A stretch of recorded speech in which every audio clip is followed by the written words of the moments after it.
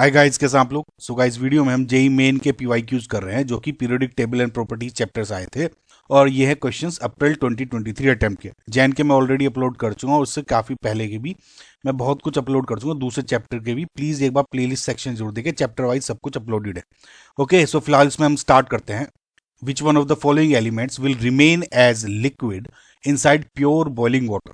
Guys, ये question या तो अगर आपको डायरेक्ट एक फैक्ट पता है कि जो गैलियम है does not react with water until 100 degree centigrade, तब तो आप इसको डायरेक्ट क्वेश्चन को कर सकते हैं। और अगर आपको ये फैक्ट डायरेक्ट नहीं पता है तो इसका एक जो दूसरा तरीका है वो थोड़ा समझने वाला है। देखिए एक बार, जो आपको ये एलिमेंट दिए गए हैं gallium, lithium, caesium and bromine. Okay, now gallium group 13 में है, लिथियम फर्स्ट में है, सीजियम भी फर्स्ट ग्रुप में है, और ये 17 डिग्री सेंटीग्रेड में है जो गैलियम का। अब देखिए गाइज, बॉइलिंग पॉइंट बोला हुआ है boiling water. Now water boils at 100 degree centigrade, इस बात को आप जरूर नोट रखिए। अब जो गैलियम है वो बेसिकली इसका जो मेल्टिंग पॉइंट होता है, अगर आप ध्यान देखेंगे, वो होता है लगभग 29.85 डिग्री सेंटीग्रेड। एंड सिमिलरली जो सीजियम है उसका अबाउट होता है 28.44 डिग्री सेंटीग्रेड। मेल्टिंग पॉइंट की बात कर रहा हूँ। तो ये हम ये कह सकते हैं कि जो गैलियम है और जो सीजियम है दोनों नियर लिक्विड होते हैं एट रूम टेम्परेचर पे ही। Okay, on the other hand जब आप दूसरी इसकी बात देखते हो लिथियम की, इसका जो मेल्टिंग पॉइंट है, क्योंकि ये सॉलिड होता है एट रूम टेम्परेचर, जो इसका जो मेल्टिंग पॉइंट है, ये जो मेल्ट करेगा एट 180 डिग्री सेंटीग्रेड पे करता है, ध्यान रखिएगा। एंड ऑल्सो जब आप ब्रोमीन की बात करते हो, ब्रोमीन ऑब्वियसली एक गैस है, तो ये इसका जो मेल्टिंग पॉइंट नहीं है क्योंकि ऑलरेडी गैसियस स्टेट में है। तो जो ब्रोमीन है उसका बॉइलिंग पॉइंट जो बेसिकली मैं बात करने की कोशिश कर रहा हूँ वो है 58.78 डिग्री सेंटीग्रेड। ठीक है, अब इस बात को देखिए। अब क्योंकि 100 डिग्री सेंटीग्रेड पर बॉइलिंग वाटर की बात कर रहा हूं, अगर ये जो है लिक्विड जो मेल्टिंग पॉइंट है इसका 29.85 डिग्री सेंटीग्रेड, तो मैं ये कह सकता हूं कि अगर मैं इसको 100 डिग्री सेंटीग्रेड के बॉइलिंग वाटर में डाल दूं, यानी इसका गैलियम का टेम्परेचर 100 डिग्री सेंटीग्रेड कर दूं, तो वो बेसिकली क्या रहेगा, लिक्विड स्टेट में रहेगा, मेल्टिंग पॉइंट पे रहेगा। बिकॉज इन सब का ही जो बॉइलिंग पॉइंट है वो ग्रेटर देन 100 डिग्री सेंटीग्रेड होता है। इस बात को ध्यान रखिएगा। जैसे फॉर एग्जांपल गैलियम का होता है 2204 डिग्री सेंटीग्रेड, समझ रहे हैं। तो बॉइलिंग पॉइंट इन सब का ज्यादा ही है एक्सेप्ट ब्रोमीन, क्योंकि गैसेस है। तो ये गैसेस इवेपोरेट तो नहीं होंगे, वेपोराइज तो नहीं होंगे, गैसेस स्टेट में कन्वर्ट नहीं होंगे। ठीक है, अब क्योंकि ये इसका बॉइलिंग पॉइंट ही इतना ज्यादा है, तो ये क्या करेगा, ये नियर फिलहाल लिक्विड स्टेट में ही रहेगा एट 100 डिग्री सेंटीग्रेड। पॉइंट 1। अब जो लिथियम है वो 180 डिग्री सेंटीग्रेड पे ही स्टार्ट होगा मेल्ट होना। तो वो जब मैं 100 डिग्री सेंटीग्रेड के टेम्परेचर पे दूंगा उसको, तो वो ऑब्वियसली वो रिमेन सॉलिड ही रहेगा। रिएक्टिविटी की बात नहीं कर रहा हूं अभी गाइस, इसको अभी होल्ड पे रखें। ठीक है, फिलहाल मैं स्टेट की बात कर रहा हूं। ठीक है, तो मैं एक डायरेक्ट में ही ऐसे बोल दूंगा कि लिक्विड तो भैया लिक्विड में सॉलिड, लिथियम तो सॉलिड में ही रहेगा फिलहाल। सीजियम क्योंकि 28.44 डिग्री सेंटीग्रेड है इसका, तो मैं ये कह दूंगा हाँ it will at 100 degree centigrade जब बॉइलिंग वाटर में डालूंगा तो ये लिक्विड में कन्वर्ट हो जाएगा। या अगर नहीं हुआ होगा एट रूम टेम्परेचर, तो ये एटलीस्ट 100 डिग्री सेंटीग्रेड जब इसका टेम्परेचर राइज होगा तो ये लिक्विड तो हो ही जाएगा। सिमिलरली अगर मैं क्योंकि बॉइलिंग बीपी की बात करूं तो जो ब्रोमीन है वो तो वेपोराइज हो जाएगा, तो ये इस वजह से कट गया। अब देखिए, अब दो पॉइंट आए कि ये तो दोनों आपके कट गए। गैलियम और सीजियम की बात देखिए। ठीक है, अब इन सब में ये तो गैसेस स्टेट था, ये तो बिल्कुल हट गया। अब इन सब में देखिए, इन तीनों में लिथियम भी कट गया था, लेकिन जो लिथियम है एंड जो सीजियम है वे वाटर के साथ बहुत ही जल्दी रिएक्ट कर लेते हैं और हाइड्रोक्साइड्स बना देते हैं। ठीक है, विगरसली रिएक्ट करते हैं और हाइड्रोक्साइड बना लेते हैं, समझ में आया। लेकिन जो इकलौता एक इस वजह से क्या है, ये तो पहले ही स्टेप में कट गया था। अब जो सीजियम था वो लिक्विड तो में तो रिमेन रहेगा, लेकिन रिएक्ट कर लेगा वाटर के साथ, जल्दी से हाइड्रोक्साइड बना देगा। लेकिन अब गैलियम का क्या हुआ, गैलियम लिक्विड तो रहेगा रिमेन, बट क्या ये रिएक्ट कर लेगा वाटर के साथ? The answer is no.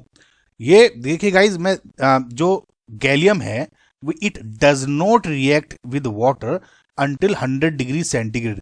जब तक वाटर का बॉइलिंग का टेम्परेचर 100 डिग्री सेंटीग्रेड से ज़्यादा नहीं होता, इससे ज़्यादा नहीं बढ़ता, तब तक ये गैलियम रिएक्ट नहीं करता वाटर और इट विल रिमेन, क्योंकि ये जो लिक्विड में कन्वर्ट हुआ था ये ऐसा का ऐसा ही पड़ा रहेगा। वाटर का बॉइलिंग का जो टेम्परेचर है बेसिकली मैं 100 से ज्यादा करता जाऊं तब ये रिएक्शन करना स्टार्ट करेगा। ओके, तो आई होप आपको जो ये सब का डिस्कशन है समझ में आया होगा, और बेस्ड ऑन दिस आपका जो correct answer is option number 2।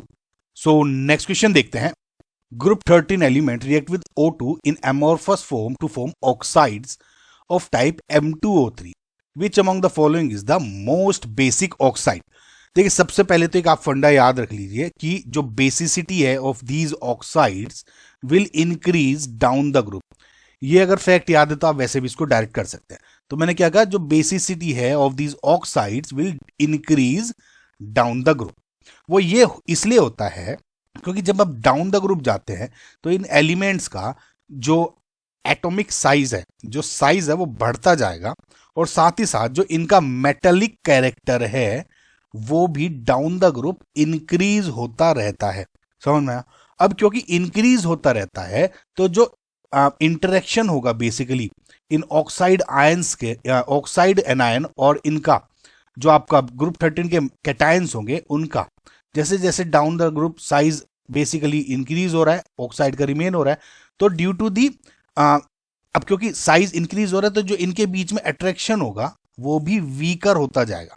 ठीक है, और इस वजह से क्या होगा कि ये इजीली अपने जो इलेक्ट्रॉन्स हैं वो डोनेट किए कर सकते हैं, और हैंस वे अपना बेसिक कैरेक्टर दिखा सकते हैं। Okay, so down the group वे अपने जो अट्रैक्शन है वीकर होता जाएगा, इनके जो वैलेंस इलेक्ट्रॉन्स हैं वे रेडिली अवेलेबल होंगे और अवेलेबल होंगे टू इंटरैक्ट विद H2O। ठीक है, और हैंस आपका जो फर्दर हाइड्रोक्साइड्स वगैरह बना देंगे। ठीक है, सो डाउन द ग्रुप क्या होगा, बेसिक प्रॉपर्टीज है जो इनकी इंक्रीज हो रही है इनके ऑक्साइड्स की। इतना समझ में आया? तो फिलहाल तो मैं इतना तो बोल ही सकता हूं कि जो ऑर्डर क्या रहेगा, B2O3 then Al2O3 then Ga2O3 then In2O3 and then Tl2O3। ये आपका बेसिसिटी का ऑर्डर है, इंक्रीजिंग ऑर्डर। इन सब में अगर आप देखोगे जो B2O3 है इज स्लाइटली एसिडिक। ये आपको याद रखना चाहिएगा ही क्योंकि डायरेक्टली इनकी प्रॉपर्टीज पूछ लेता है। ठीक है, ये वीकली एसिडिक होता है, थोड़ा स्लाइटली एसिडिक होता है। Al2O3 एंड जो आपका Ga2O3 है गैलियम का, दोनों एम्फोटेरिक नेचर के होते हैं। एम्फोटेरिक नेचर क्या होती है कि वे ये oxides they can show their basic properties as well as acidic properties as well. ठीक है, अब देखिए स्लाइटली एसिडिक से एम्फोटेरिक हुआ, In2O3 क्या हुआ, थोड़ा बेसिक हो कैरेक्टर का होता है, और जो Tl2 है वो एक स्ट्रोंग बेसिक कैरेक्टर शो करता है। तो डाउन द ग्रुप आप ये भी देख रहे हैं कि from slightly acidic to strong basic इनका कैरेक्टर भी बढ़ रहा है। ठीक है, तो इसके पूरे डिस्कशन के अकॉर्डिंग Tl2O3 जो आपका ऑप्शन नंबर 2 है will be your correct answer. Next question देखते हैं। The correct order of electronegativity for given elements is. Now guys, इस टाइप के जो क्वेश्चंस होते हैं वो आपको ऑप्शंस को यूटिलाइज करने रहते हैं, और कुछ साइड में आपको एड रहती है जो आपको मतलब पता रहता है एक जनरल ट्रेंड का। ठीक है, देखिए अब मैं उन दो आपको पॉइंट्स बताऊंगा, उसको आपको यूज करके इन क्वेश्चंस को सोल्व करना है, और हमेशा इन क्वेश्चंस को इसी तरह सोल्व करना है। हालांकि मैंने डाउन द ग्रुप जो इलेक्ट्रोनेगेटिविटी का ट्रेंड रहता है, एक्चुअल ट्रेंड रहता है कि जनरली डिक्रीज होती है, लेकिन कभी कभी एक दो एलिमेंट में इंक्रीज भी हो जाती है। तो इसको अगर आप समझना है पी ब्लॉक एलिमेंट्स के लिए, उसकी ट्रिक मैं ऑलरेडी अपलोड कर चुका हूँ। पी ब्लॉक एलिमेंट्स की या पीरियोडिक टेबल की जो आपकी प्लेलिस्ट है उसमें जरूर चेक करें। तो अब देखिए मैं आपको दो चीज बताता हूँ फिलहाल। सबसे पहले तो एक बात ध्यान रखिए, एक जनरल ट्रेंड रहता है कि जो आपकी इलेक्ट्रोनेगेटिविटी है वो from left to right increase करती है इलेक्ट्रोनेगेटिविटी, और from top to bottom decrease करती है। समझ में? एक बात ये ध्यान रखें। दूसरा ये है जो बहुत इंपॉर्टेंट है, अब देखिए boron carbon nitrogen oxygen fluorine, फिर यहाँ aluminium silicon phosphorus sulphur and chlorine. सबसे पहले मैंने क्या बताया, डाउन द ग्रुप ये डिक्रीज करिए। देखिए एक दो एलिमेंट में आपको ये इंक्रीज करती दिखेगी, लेकिन उसको भी आपको ध्यान में नहीं रखना है। फिलहाल इन दो जो मेन इंपॉर्टेंट उस पर ध्यान दीजिए। देखिए ऑब्वियसली ये तो हमें पता ही है कि फ्लोरीन, क्लोरीन, ब्रोमीन और आयोडीन और एस्टेटाइन में कोई भी एक्सेप्शन नहीं रहता। ये प्रॉपर डाउन द ग्रुप जब जाओगे ये डिक्रीज ही होगी। समझ में आया? अब एक चीज जो आपको याद रखनी है कि जो ये एक्रोस में होता है, देखिए ऐसे ये, ठीक है, ब्रोमीन सिलिकॉन से ज्यादा है, कार्बन फॉस्फोरस से ज्यादा है, नाइट्रोजन सल्फर से ज्यादा है, इलेक्ट्रोनेगेटिविटी की बात है ना, एंड ऑक्सीजन क्लोरीन से ज्यादा है। समझ में आया? इस बात ध्यान रखिए, यानी बोरोन की electronegativity is greater then silicon, carbon की ग्रेटर देन फॉस्फोरस, नाइट्रोजन की is greater then sulphur and oxygen की इज ग्रेटर देन क्लोरीन। इसको जरूर याद रखें, ठीक है। अब अगर आप इसको ध्यान से देख लिए, समझ लिए, तो सबसे पहले तो इसको देखते हैं ब्रोमीन और एस्टेटाइन को। ब्रोमीन एंड एस्टेटाइन एक ग्रुप में है, तो ऑब्वियसली आपको पता ही होना चाहिए कि ब्रोमीन ज्यादा इलेक्ट्रोनेगेटिव है देन एस्टेटाइन, यानी 80, ठीक है। आपको वैल्यूज भी नहीं आती ना ये, तब भी आप कर लोगे। तो ब्रोमीन इज ग्रेटर देन 80 जिसमें शो है किया हुआ है, उसको देखते हैं। इसमें लेस दिया हुआ है तो ये काट देंगे, ठीक है। नाउ ये वाला bromine greater than 80, bromine greater than 80 and bromine is greater then 80, ठीक है, ये तो कट गया। नाउ मैंने आपको क्या बताया कि carbon is greater then phosphorus. अब इसको देखिए, इसमें कार्बन को लेस इलेक्ट्रोनेगेटिव देन दिया बोला है फॉस्फोरस, तो इसको काट दो। इसमें कार्बन को लेस इलेक्ट्रोनेगेटिव बोला है देन फॉस्फोरस, इसको काट दो। तो आपका करेक्ट आंसर क्या हो गया? Option number 4। देखिए ये छोटी छोटी एड्स हैं, आपको इस तरह से यूटिलाइज करनी आनी चाहिए। अदरवाइज ये तो आप डायरेक्ट आपको बोल ही दोगे कि जो ब्रोमीन, कार्बन, एस्टेटाइन, फॉस्फोरस है, इनकी इलेक्ट्रोनेगेटिविटी ये होती है, ये 2.5, 2.2 एंड 2.19। लेकिन ये याद नहीं रहती गाइज, आपको इस तरह से यूज करना होगा। तो बस इसी तरह आपका क्वेश्चन हो गया, समझ में आया? सो नेक्स्ट क्वेश्चन देखते हैं। The energy required to form Mg2+ from Mg is much higher than that required to produce Mg+। ठीक है, assertion and reason based है। देखिए we know कि जब Mg में एक इलेक्ट्रॉन निकालेंगे, ठीक है, तो आपका Mg+ बनता है, और जब एक और इलेक्ट्रॉन निकाल दोगे आप, तो आपका Mg2+ बन जाता है। लेट जस्ट से कि ये IE1 हो गया, ionization energy 1, and this is ionization energy 2। एक बात हमेशा ध्यान रखें कि जो सेकंड इलेक्ट्रॉन को निकालने की जो आयनाइजेशन एनर्जी होती है वो हमेशा, या जो कहूँ तो सक्सेसिव आयनाइजेशन एनर्जीज होती हैं, वो जनरली IE1 से ज्यादा ही होती है। अब इस क्वेश्चन में ये कहा है कि जो एनर्जी रिक्वायर्ड होगी टू फॉर्म Mg+, ठीक है, Mg2+ is greater then Mg+, यानी इन्होंने क्या है कि ऑब्वियसली Mg को, जो Mg+ किससे बनाया? IE1 से। Mg2+ किससे बनाया? पहले एक इलेक्ट्रॉन IE1, फिर दूसरा इलेक्ट्रॉन यानी IE2। तो ऑब्वियसली ये ग्रेटर देन है, ये ग्रेटर है, समझ रहे हो? तो this is a true statement. दूसरा है रीजन कि Mg2+ is a small ion and carry more charge than Mg+। Now पहले तो ये देखते हैं क्या ये करेक्ट स्टेटमेंट है। देखिए ऑब्वियसली जब आप मैग्नीशियम का इलेक्ट्रॉनिक कन्फिगरेशन देखते हो 1s2 2s2 2p6 3s2, Mg+ में ये तो सेम रहेगा, ये 3s1 हो जाता है, और Mg2+ में यहाँ पे 1s2 2s2 2p6। ठीक है, पहली बात तो आप देखें कि Mg2+ में एक जो थर्ड शेल है पूरा का पूरा हट गया, ठीक है। जो चार्ज है इसमें अभी भी जो न्यूक्लियस चार्ज है वो रिमेन सेम, इसमें भी, इसमें भी, इसमें, ठीक है। लेकिन इसमें क्या था, एक शेल कम भी हो गया, और यहाँ पे जो आउटर मोस्ट जो शेल पे है वो एक्सेसिव न्यूक्लियस चार्ज बढ़ रहा है।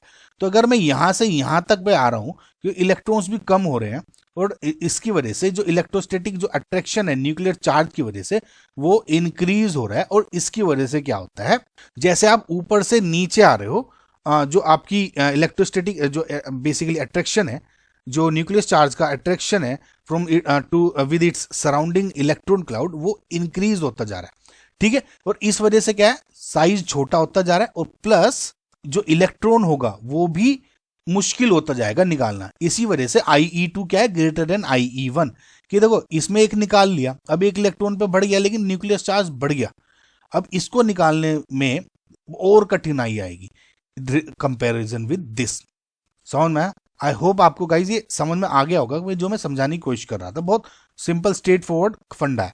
तो फिलहाल रीजन आर इज करेक्ट और एक्सप्लेनेशन भी करेक्ट है कि इसी वजह से, इस स्मॉल आयन होते होने की वजह से भी चार्ज बढ़ जाता है, और दैट इज वाई जो आयनेशन एनर्जी है, जो एनर्जी रिक्वायर्ड है to remove this extra this electron, वो भी ज्यादा हो जाती है। ठीक है, तो जो आपका करेक्ट आंसर हो गया option number 1, both A and R true and R is the correct explanation of A. Next question देखते हैं, the correct order of metallic character is. देखिए एक चीज, पहले तो अभी एक चीज समझे, मैं अभी एक्सप्लेन भी करूंगा थोड़ा सा, कि जब आप लेफ्ट टू राइट जाते हो पीरियोडिक टेबल में, एक ये जनरल ट्रेंड रहता है कि फ्रॉम लेफ्ट टू राइट जो मेटालिक कैरेक्टर है वो डिक्रीज होता है, and from top to bottom जब आप आते हो जो मेटालिक कैरेक्टर है वो इंक्रीज होता है। ठीक है, तो देखिए मेटालिक कैरेक्टर को इस तरह से समझें कि जो आउटर मोस्ट शेल में जो इलेक्ट्रॉन्स हैं वे कितने इजीली डीलोकलाइज हो सकते हैं अराउंड इट्स आयंस, लाइक क्योंकि मेटल्स की बात हो रही है, अराउंड इट्स पॉजिटिव जो आपके न्यूक्लियस है या है ना, और इसके अराउंड जो एटम्स हैं आपके आयंस हैं बेसिकली कैटायंस, इसके अराउंड कितनी इजीली निकल के डीलोकलाइज हो सकते हैं। ठीक है, और पार्टिसिपेट कर सकते हैं मेटालिक बॉन्डिंग में।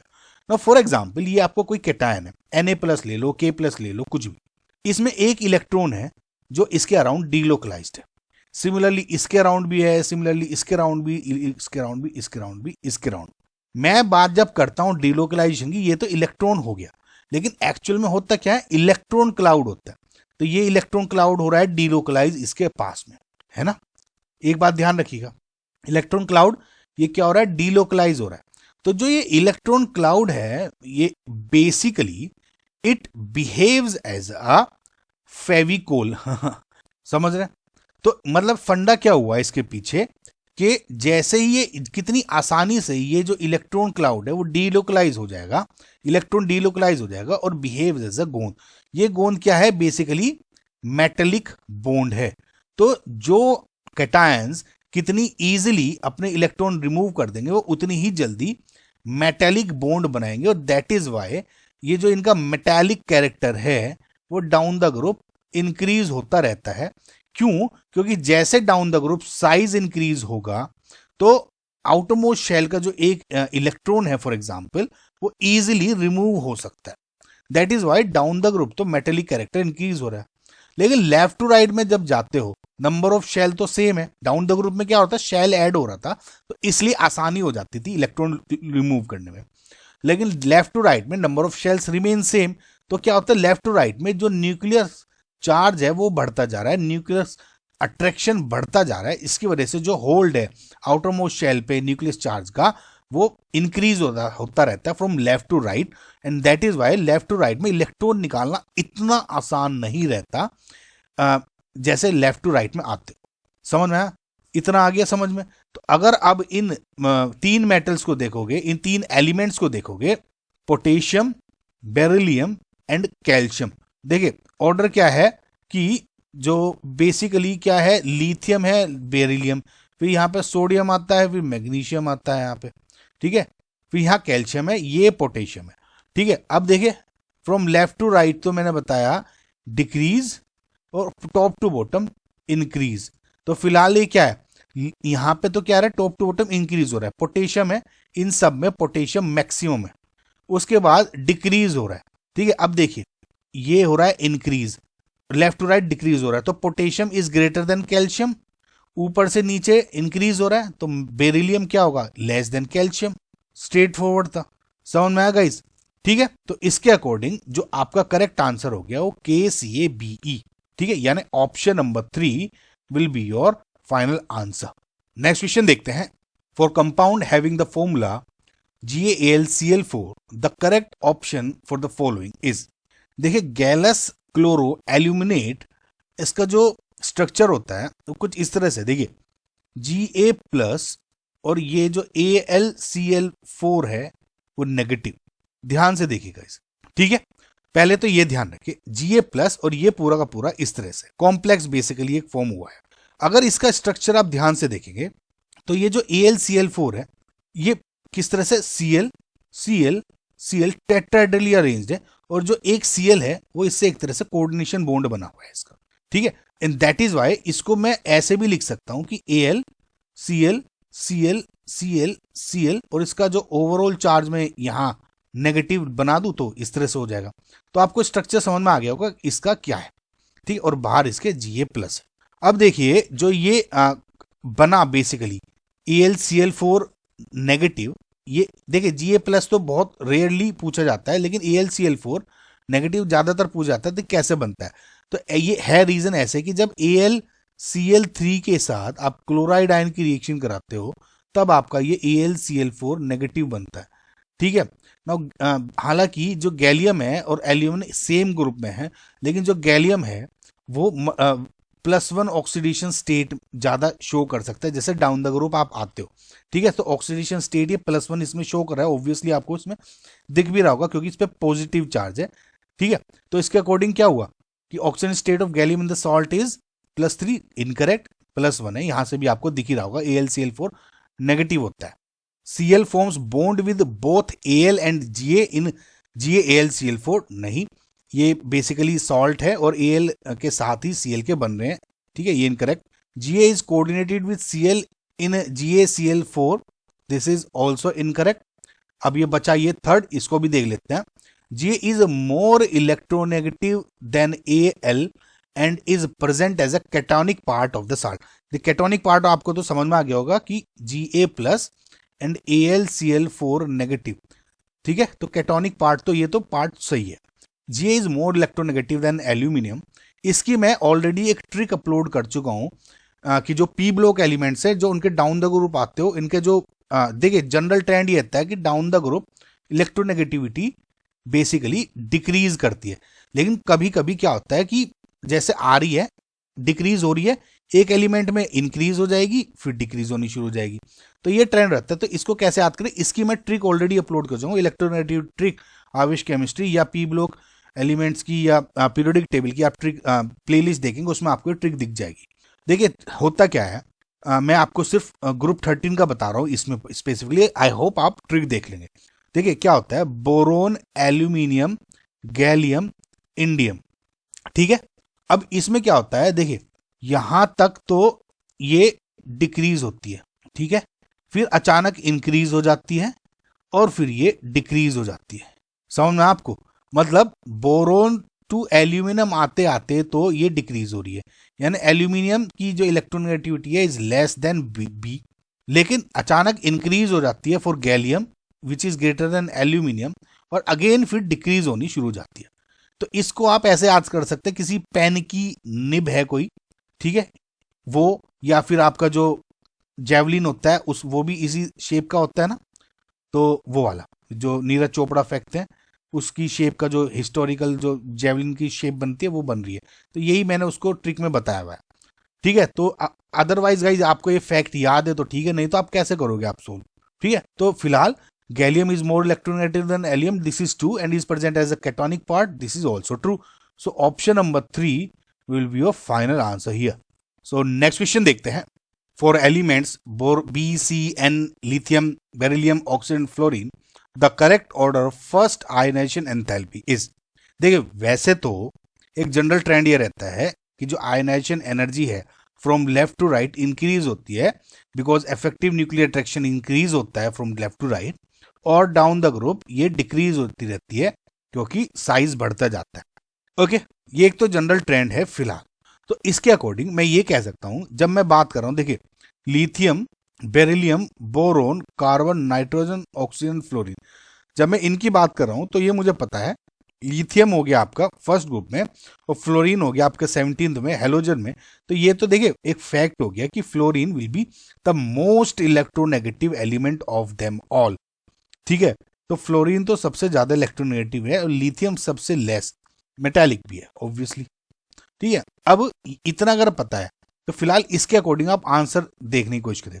फ्लोरीन को इसमें सबसे लेस बताया तो ये तो वैसे ही कट गया, अब इसमें फ्लोरीन ज्यादा है, लिथियम। अब देखिए, अब इंटरनल का आपको देखना है। इंटरनल कैसे देख सकते हो, बहुत इजी है, इनके इलेक्ट्रॉनिक कन्फिग्रेशन ड्रॉ करके। सो ये हो गए इनके electronic configuration outermost shell के, लिथियम टू फ्लोरीन। अच्छा, लिथियम को तो मैंने कह दिया भैया बहुत मिनिमम चाहिए, एक ही इलेक्ट्रॉन चाहिए इसको निकालना, और फ्लोरीन को बहुत दिक्कत हो जाएगी क्योंकि nuclear attraction left to right increase होता है। फ्लोरीन एक हाइड्रोजन है, वैसे भी इलेक्ट्रोनेगेटिव बहुत ज्यादा है ये। ठीक है, तो ये हो गया यहाँ पर। अब यहां से देखिए बेरिलियम और बोरोन को जब आप कंपेयर करते हो, बेरिलियम में देखिए स्टेबल है इसका S, और इसको इलेक्ट्रॉन निकालने में इसकी बेसिकली अनस्टेबिलिटी बढ़ जाएगी, यानी क्योंकि स्टेबल इलेक्ट्रॉनिक स्टेबल कन्फिग्रेशन है इसका, और उसको मैं एक इलेक्ट्रॉन निकालने की कोशिश कर रहा हूँ। But on the other hand जब इसको आप देखते हो, इसमें ये एक इलेक्ट्रॉन निकालना ज़्यादा आसान रहेगा और ये स्टेबल कन्फिग्रेशन बन जाएगा। ठीक है, क्योंकि ये देखिए बेरिलियम बोरोन लगभग बराबर में ही है, तो इनकी नियर ही इलेक्ट्रोनेगेटिविटी रहती है। तो इस केस में क्योंकि इसमें एक निकालना ज़्यादा रहेगा, इसमें एक बहुत आसानी से निकल जाएगा, तो मैं कह सकता हूँ कि बोरोन कम है देन बेरिलियम। समझ में आपको? जब मैं बोरोन कार्बन में तो कोई कंपैरिजन ऐसा रहेगा नहीं, क्योंकि इसमें एक इलेक्ट्रॉन बहुत इजीली निकल जाएगा और इसमें 2 ही इलेक्ट्रॉन है, तो ये भी निकल जाएगा। तो मैं कह सकता हूँ ठीक है, यहाँ पे कुछ फर्क नहीं पड़ रहा। अब पड़ता है कार्बन नाइट्रोजन में।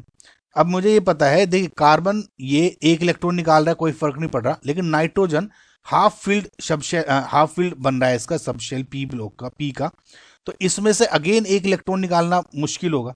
ठीक है, कार्बन से तो इसका कोई कंपैरिजन हो सकता है इसका ऑक्सीजन से। अब इसमें अगर आप देखोगे नाइट्रोजन में एक इलेक्ट्रॉन निकालना, यानी हाफ फील्ड जो स्टेबल कॉन्फ़िगरेशन है उससे मैं अनस्टेबल बढ़ कर रहा हूं। लेकिन अगर इसमें देखोगे, जो मैंने इसमें केस बनाया था बेरिलियम बोरोन में, सेम इसमें बन रहा है कि एक इलेक्ट्रॉन निकालना और हाफ फील्ड हो जाएगा और ये ज्यादा स्टेबल हो जाएगा। तो वी कैन से कि इसमें ठीक है, हो सकता है कि ऑक्सीजन ज्यादा है देन नाइट्रोजन, ऑक्सीजन लेस होगा देन नाइट्रोजन। नाइट्रोजन की इलेक्ट्रोनेगेटिविटी, नाइट्रोजन की आयनिशन एंथैल्पी ज्यादा हो जाएगी। ठीक है, समझ में आया? तो अगेन बचा फ्लोरीन। तो ऑर्डर क्या बना आपका? Lithium, beryllium, boron, beryllium, carbon, oxygen, nitrogen, fluorine, यानी option number 4 will be your correct answer. Now guys, इन क्वेश्चंस को ऐसे ही आपको लॉजिक्स लगा के करना रहता है। समझ में आया गाइस? ठीक है, नेक्स्ट क्वेश्चन देखते हैं। Which of the following statements are not correct? पहला है electron gain enthalpy of F यानी fluorine is more electronegative than chlorine. Okay, तो देखिए this is a incorrect statement. Reason being, सबसे पहले तो आपको पता होना चाहिए कि जब मैं ये कहता हूं कि इलेक्ट्रॉन गेन एंथैल्पी नेगेटिव है या पॉजिटिव है, तो इसका मतलब क्या है? देखिए, जब इलेक्ट्रॉन गेन एंथैल्पी मैं बोलता हूं पॉजिटिव है, इसका मतलब कि इलेक्ट्रॉन को ऐड करने के लिए किसी एटम में एनर्जी रिक्वायर जरूरत हो रही है, यानी जो आपका एटम है वो ज्यादा कुछ इंटरेस्टेड नहीं है एक इलेक्ट्रॉन को एक्सेप्ट करने में, इसलिए आपको इलेक्ट्रॉन एनर्जी देनी पड़ रही है। लेकिन जब इलेक्ट्रॉन गेन एंथैल्पी नेगेटिव है, तो इसका मतलब है इट इज इजियर कि एक आप एटम में एक इलेक्ट्रॉन अगर ऐड करना चाह रहे हैं तो वो आसानी से हो जाता है। इनफैक्ट इस एडिशन में एनर्जी देनी भी नहीं पड़ती, इनफैक्ट इट इज रिलीज्ड। ठीक है, और ये एक स्पॉन्टेनियस प्रोसेस हो जाता है कि आसानी से खुद से ही ये एक्सेप्ट कर लेगा।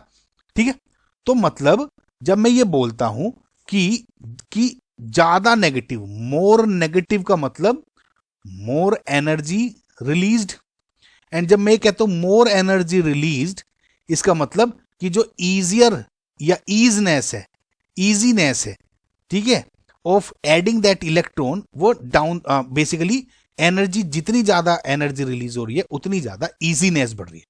ठीक है, तो मैं ये इनकरेक्ट क्यों है? वो बिकॉज जो क्लोरीन में एक इलेक्ट्रॉन ऐड करके Cl नेगेटिव बनाना है वो ज्यादा इजियर है देन फ्लोरीन में एक इलेक्ट्रॉन ऐड करके फ्लोरीन नेगेटिव बनाने में।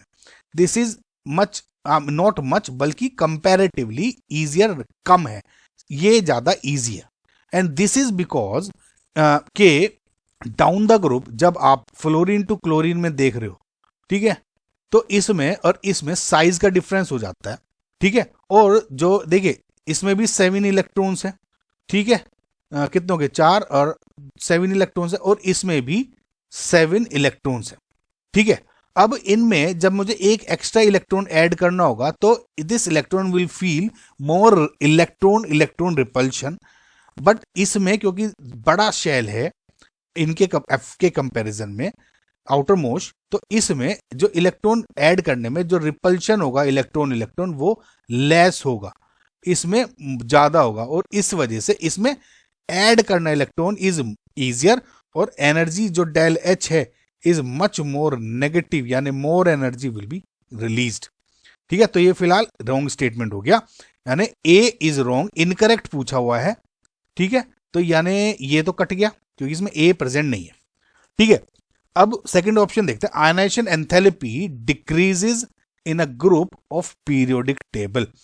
ठीक है, देखिए इसका मतलब ये है, जब डाउन द ग्रुप आ रहे हो कि जो एनर्जी है इलेक्ट्रॉन को निकालने में, देखिए मैंने आपको क्या बताया था कि एक जनरल ट्रेंड रहता है कि डाउन द ग्रुप जो आयनाइजेशन एनर्जी है या आयनाइजेशन एंथैल्पी है वो डिक्रीज होती है, लेकिन फ्रॉम लेफ्ट टू राइट जो IE है वो आयनाइजेशन एनर्जी वो इंक्रीज होती रहती है, because of left to right effective nuclear charge बढ़ता जा रहा है, इलेक्ट्रॉन को रिमूव करने में दिक्कत आती है।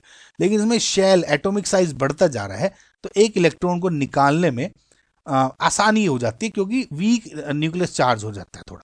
ठीक है, तो this is basically a true statement. तो ये तो है नहीं बी, तो बी वाला किस किस में, इसमें हटा दो इसको।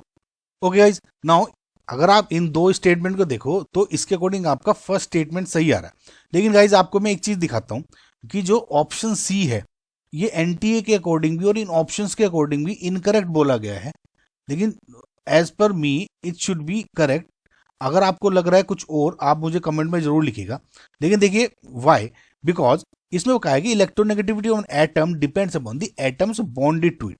देखिए पहले हमें समझना होगा कि इलेक्ट्रोनेगेटिविटी होती क्या है।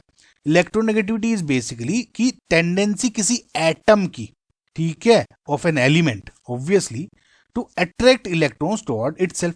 जैसे सपोज ये कोई बॉन्ड है C, ठीक है, और यहाँ पे कोई Cl है, तो इस कार्बन को या Cl की क्या टेंडेंसी है उस इसके बॉन्ड के इलेक्ट्रॉन्स को अट्रैक्ट करने में, वो उसकी इलेक्ट्रोनेगेटिविटी होती है। ठीक है, या ये कहूं कि इसमें Cl या जो कार्बन है फॉर एग्जांपल, इनकी कितनी विलिंगनेस है, ये कितनी इनकी चाह है कि इस इलेक्ट्रॉन को किस तरह से शेयर करें, इक्वली शेयर करना चाहते हैं या अनइक्वली शेयर करना चाहते हैं। जैसे इस केस में ये इलेक्ट्रॉन क्लाउड इसकी तरफ ज्यादा रहता है। ठीक है, तो इसका मतलब क्या है, C यहाँ पे Cl से ज्यादा हो गया। लेकिन अगेन अगर मैं फ्लोरीन और क्लोरीन को डाल दूं, let just say for example, या ऑक्सीजन एंड Br को डाल दूं फॉर एग्जांपल, तो इसमें ऑक्सीजन इज मोर इलेक्ट्रोनेगेटिव, तो ये इधर इस तरफ खींच लेगा। लेकिन Br को मैं अगर Cl से दे दूं, Cl इसमें Br ज्यादा इलेक्ट्रोनेगेटिविटी है, तो मैं ये कह सकता हूं कि जो इलेक्ट्रोनेगेटिविटी है वो ऑब्वियसली जो शेयरिंग की पावर है, वो जो एटम बॉन्डेड हो रहे हैं इससे, इन एलिमेंट से, उस पर बहुत हद तक डिपेंड करती है। वी नो कि जो हाँ बहुत सारे स्केल्स हैं, जैसे पोलीज स्केल है आपका, मिल्कन स्केल है, जहां पे इलेक्ट्रोनेगेटिविटी की वैल्यूज दी जाती है, लेकिन वो डिफरेंट डिफरेंट स्टैंडर्ड्स के अकॉर्डिंग आपको एक एक्सपेरिमेंटली डिफाइन आपको कह देते हैं कि it should be around this, for example 2.8। But it's not like कि ये हमेशा यही तरह से फेवर करेगी, ये डिफरेंट भी हो सकती है। ये जो इलेक्ट्रोनेगेटिविटी है वो फिक्स्ड एंटिटी नहीं है, ये समझे, by definition it is not a fixed entity.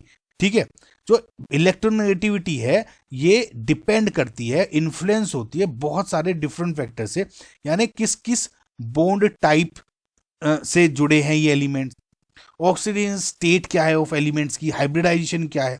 ठीक है, तो इन सब पे डिपेंड करती है। तो फिलहाल आप ये समझे, जो मैंने आपको बताया मेरे अकॉर्डिंग ट्रू होना चाहिए, लेकिन फिलहाल इसमें ऑप्शन में इनकरेक्ट किया गया है, तो आप देख लीजिए आप जो भी है। ठीक है, इसमें ना फिलहाल के लिए, क्योंकि देख ये तो कट ही गए थे, तो करेक्ट आपको वैसे भी 1 ही बैठ रहा था। डी है Al2O3 and NO are examples of amphoteric oxides.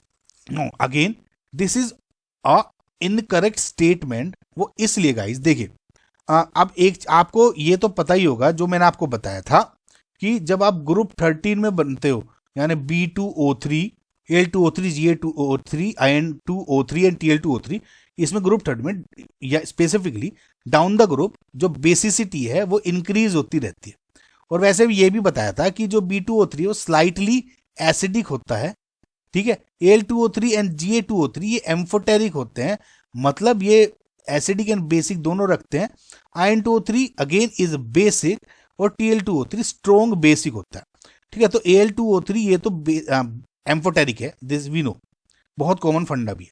Now NO में अगेन सेम कंसेप्ट क्या होता है, देखिए ये ऑर्डर भी कि जो देखिए एसिडिक स्ट्रेंथ का क्या ऑर्डर रहता है, बहुत कॉमन ऑर्डर है, N2O, NO, N2O3, N2O4, N2O5।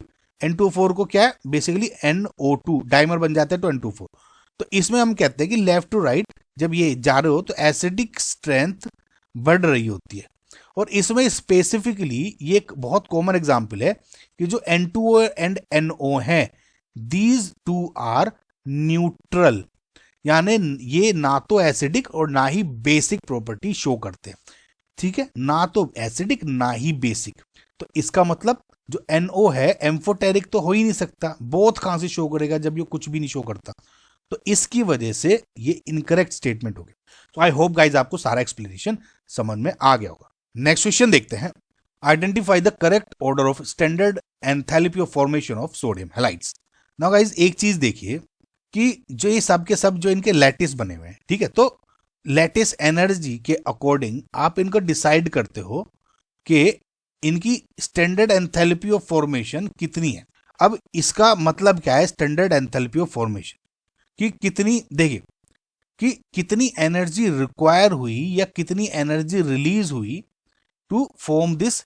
For example NaCl crystal की बात कर रहा हूं अगर मैं, तो NaCl को इस क्रिस्टल को बनाने में कितनी एनर्जी लगी या दी, and this is basically lattice energy. तो लैटिस एनर्जी को आप ऐसे भी एक्सप्लेन कर सकते हो कि फॉर एग्जाम्पल ये आपका लैटिस है, बना हुआ है क्रिस्टल लैटिस, ठीक है, इस तरह से फॉर एग्जाम्पल। अब या तो कितनी एनर्जी रिलीज हुई in order to form this crystal या lattice, this is lattice energy या एंथैल्पी ऑफ फॉर्मेशन, इस केस में इक्वल हो जाएगी लैटिस एनर्जी के। या energy required to dissociate to break apart this lattice is also equals to lattice energy, equal होती है, बस पॉजिटिव या नेगेटिव का साइन डिफरेंट हो जाता है। समझ में आया? तो जब मैं ये बात करता हूं कि किस में लैटिस एनर्जी ज्यादा होगी, वो इस बात पे डिपेंड करेगा कि इन दो पॉजिटिव और नेगेटिव आयंस में इनके बीच का जो अट्रैक्शन है वो कितना स्ट्रोंग है। अगर स्ट्रोंग अट्रैक्शन है, ज्यादा है, तो इसका मतलब जो एंथैल्पी ऑफ फॉर्मेशन होगी रिक्वायर्ड या रिलीज वो भी ज्यादा होगी। एंड अट्रैक्शन अगर कम है तो ये भी कम होगी। समझ में? ठीक है, तो अगर आप डाउन द ग्रुप आते हो, जैसे Na पॉजिटिव तो इन सब में सेम साइज का है, लेकिन जब आप फ्लोरीन से आयोडीन तक आते हो ना, fluorine, chlorine, bromine and iodine, जब आप इसमें डाउन द ग्रुप आ रहे हैं तो साइज इंक्रीज हो रहा है। साइज इंक्रीज होने की वजह से अब देखिए रिलेटिव साइज इंक्रीज हो रहा है। Na तो सेम है, अगर इसको एनायन और जो बेसिकली आप ये माने कि Na पॉजिटिव और ये मिला हुआ है, ये R पॉजिटिव हो गया एंड ये R नेगेटिव होगी, इन दोनों के बीच की डिस्टेंस। तो लेट जस्ट से कि R positive and R negative is your capital R, ठीक है। तो अगर आप डाउन द ग्रुप जाओगे तो जो R है ये टोटल, वो डाउन द ग्रुप इंक्रीज होती जा रही है। डाउन द ग्रुप इंक्रीज होगी तो इनके बीच का जो अट्रैक्शन है वो भी, देखिए R डिस्टेंस अगर बढ़ रही है इन दो एनायन और कैटायन के बीच में, तो इनका जो अट्रैक्शन दोनों के बीच में वो भी डिक्रीज हो रहा है। समझ में? जैसे जैसे देखिए R जितनी इंक्रीज हो रही है, R क्या है, R प्लस और R नेगेटिव के बीच की डिस्टेंस, R जितनी इंक्रीज हो रही है उतनी ही आपकी जो लैटिस एनर्जी है वो डिक्रीज हो रही है। क्यों? बिकॉज जो अट्रैक्शन है इन दोनों के बीच का वो भी डिक्रीज हो रहा है। Lattice energy down the group यानी डिक्रीज होती जा रही है, एंड दैट इज वाई आपको मैं कह सकता हूं कि NaF is greater then NaCl is greater than NaBr is greater than NaI। I hope guys आपको जो ये पूरा कंसेप्ट है वो समझ में आया होगा। सो option number 4 will be your correct answer. So I hope guys आपको जो ये सारे क्वेश्चंस हैं वो समझ में आए होंगे। कोई डाउट हो तो प्लीज कमेंट में डालें, ठीक है। और प्लीज रिमेंबर गाइज, लाइक करें, शेयर करें, प्लीज सब्सक्राइब करें चैनल को। Thank you, bye.